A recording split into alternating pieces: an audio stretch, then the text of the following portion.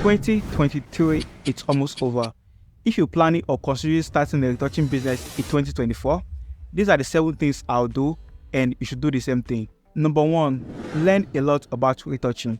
And not just learning, practice a lot so you can develop your skills. I'm going to emphasize more on practice because you can learn a lot, but if you don't actually practice what you learn, there is no way you can actually develop your retouching skills. I'm going to use myself as an example. So I've learned a lot about photography, how to take pictures.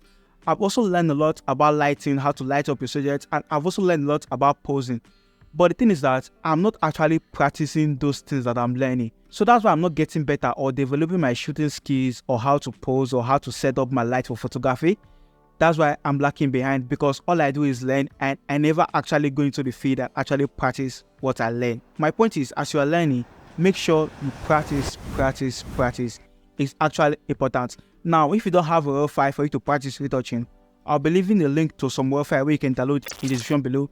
And also, you can check out this website on your screen right now. You can get free raw files from there so you can actually practice and develop your retouching skills. Now, after you learn and practice, you need to create a portfolio to showcase your work. That brings us to the number 2 thing I'll do if I'm going to start a retouching business in 2024. Create an online portfolio. Now, this portfolio can be website, it can be Instagram, it can be Facebook, it can be Twitter, it can be any social media handle.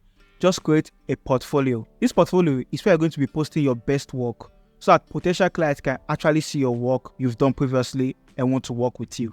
And it's not just about creating a portfolio, you have to create a strong portfolio. That's why I said you should post your best work there. With that, you have more chances of clients actually working with you and get more clients. So for me, I personally don't have a website, so I use Instagram and Facebook to showcase my work, and I'm thinking about getting the website next year, and I advise you do the same thing. So if you're planning to use Instagram or Facebook, make sure your Instagram actually states the kind of services you offer in your bio or info option, because that's the first thing the potential clients see when they click on your profile. And for me, I have some of my personal pictures on my Instagram to build trust between me and my potential clients so that they can actually know and see who they are working with. After creating your portfolio, you should have a price range because potential clients can actually reach out at any time. So it's best to be prepared, which brings us to point number 3, which is set your pricing.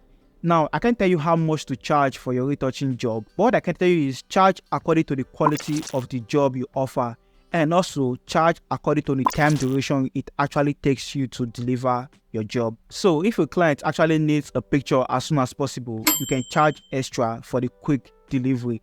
Another way you can do this is to ask retouchers you know how much they actually charge, so that you are going to have idea of how much retouchers charge within your price range and also charge like that, because you don't want to overcharge your client.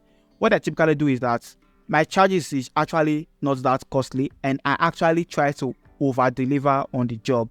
So I make sure the client is getting more value than the money they actually pay for the job. Now, after setting your price and you actually know how much to charge for a picture, you have to market yourself, which brings us to point number 4, marketing yourself. Now, there are 2 ways you can actually market yourself.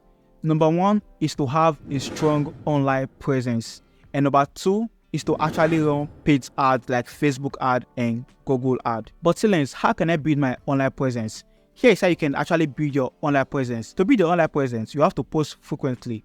Another way you can do this is sharing what you know about retouching on YouTube or Instagram Reels, just like the way I'm doing right now. I'm basically building my online presence. You can also share your opinion on photography and retouching groups on Facebook or other photography community out there. But if you feel you can post frequently and share your opinions and share what you know about retouching, you can actually run paid ads like Facebook ad and Google ad to reach more people, to create more awareness to your profile, to your online portfolio, which you created earlier. And it's not like, okay, since I'm posting frequently, I don't have to run ads, or since I'm running ads, I don't have to post frequently. You can actually do both. In fact, if you do both, you can actually get more results and create more awareness and get more clients in 2024. And number 5, invest in a good computer that has a good graphics card and enough RAM space. This one is very, very important. Now, why is this important? While it's good to start with what you have, it is also important as soon as you start getting money, you should invest in what is going to make your workflow more faster and more easier for you. Like a good PC, a Wacom tab, a hard drive, software that can actually make your workflow faster and easy, like the Retouch for Me. And while I cannot recommend a laptop for you to get, I recommend you get a Wacom tablet.